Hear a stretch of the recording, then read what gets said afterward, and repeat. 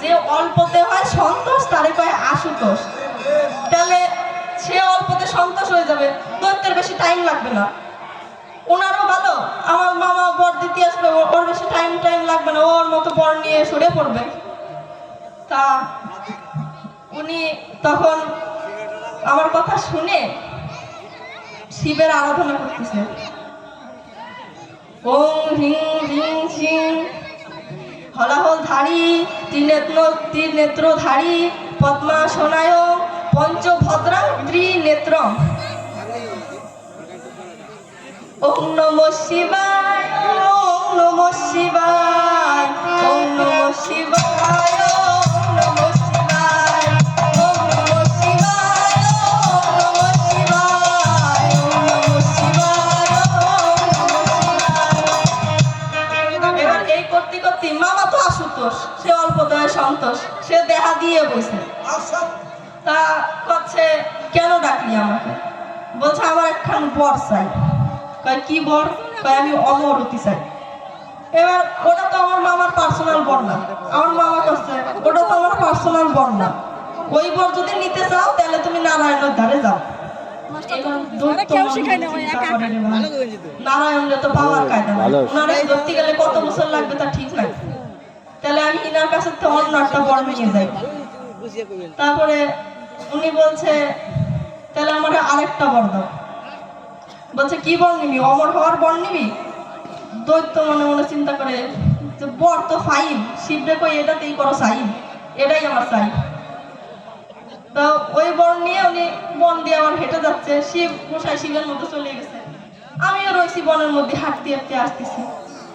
তো ওই দৈত্য আসতেছে হাঁটতে হাঁটতে, আমার দেখে ওর মাথায় বিজ্ঞান খেলে উঠেছে। ও ভাবতেছে যে শিব তো আমার বর দিল, তো ওর মাথায় হাত দিয়ে আমি একটু পরীক্ষা করে দেখি যে বরটা কাজ করে নাকি। ওই শয়তান, আমি ওরে দেখাই দিলাম যে আমার মামার কাছে যা বর নীতি, ওই শয়তান করে কিনা আমার মাথায় এসে হাত দিতি। ও যত আগায় আমি তত পিছুই, পিছতি আমার পিঠ দেওয়ালে ঠেকে গেছে, গাছে ঠেকে গেছে। আমার আর যাওয়ার কায়দা নাই। এবার ও বুদ্ধিমান, তো আমার কোনো বুদ্ধি নাই। আবার আমি কইছি কি আমারে হাত দিলি হবে কি, তুমি শিবের মাথায় যাই হাত দাও গে।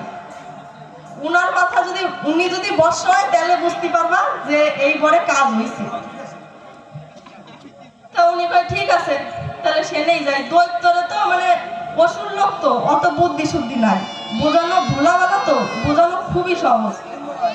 তুমি এখন এটা কবা ওটা বসবে, আমি ওটা কবো আরেকটা বসবে, আগেরটা ভুলে গেছে। তো উনি গেছে আবার শিবের ধারে। তো শিব তখন ধ্যানে মগ্ন, ডাক দিছে গোসাই। এবং মামা কাটাই করছে, কয় কি হয়েছে? কয় গোসাই তুমি যে আমার বর দিলা, তাহলে আমি তোমার মাথায় হাত দিয়ে একটু পরীক্ষা করতে চাই। শিব কয় শালা মরছি তো, এরে দিছি আমি বর, এ নাকি আমার মাথাতেই এসে হাত দেবে। কয় এই আমি না তোর গুরু? কয় আরে গুরু দিয়েই তো শুরু, তার তুমি যদি বসো তাহলে আমি অন্য লোকের দ্বারে যাব। এবার উনি কয় এখন আমি কি করি? উনার তো সেই মোটামুটি বড় পেট তো না যেন ফারাক্কার গেট, শিব কি আর ওই পেট নিয়ে দৌড়তে পারে? তাও কষ্টে মষ্টে গেছে ব্রহ্মার ধারে। তো যাওয়ার পরে ব্রহ্মারে কষ্টে যে দাদা একটা নেটা তো বাঁধাইছি। কয় সর আমি ধ্যান করতেছি, আমার অত টাইম নাই। তুমি নেটা বাঁধাইছো, তুমি গুছাই বেরো আগে। কয় কার দ্বারে যাবো গুছাতি? কয় নারায়ণের দ্বারে। কয় নারায়ণের খোঁজার তরে ও গেছে নারায়ণের বাড়ির দ্বারে। তা নারায়ণের দাড়ি করছে। কয় নারায়ণ তো নাই, উনি তো এখন পৃথিবীতে আছে কৃষ্ণ রূপে, ওই পেট নিয়ে কি আর উনি দৌড়তে পারে? তাও গেছে হাঁপাতি বহুত কষ্টে। যাওয়ার পর দেখতেছে ওই একটা মাঠের মধ্যে শ্রীকৃষ্ণ গরু টরু নিয়ে বসে রয়েছে। এবার উনি শ্রীকৃষ্ণকে দেখে আরাধনা করতেছে। শ্রীমধুসূদন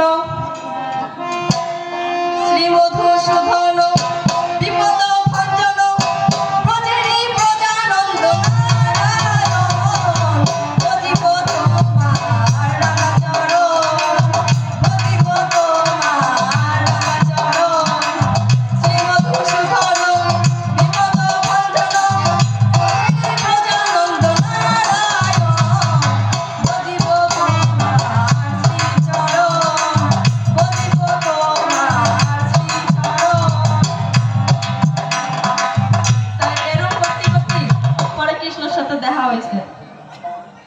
কয় কি হয়েছে?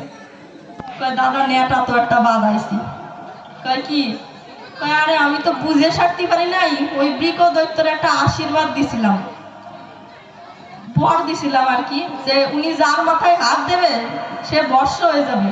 তা আমি উনি ওর সাথে আসে এখন আমার মাথা বর্ষ করতে।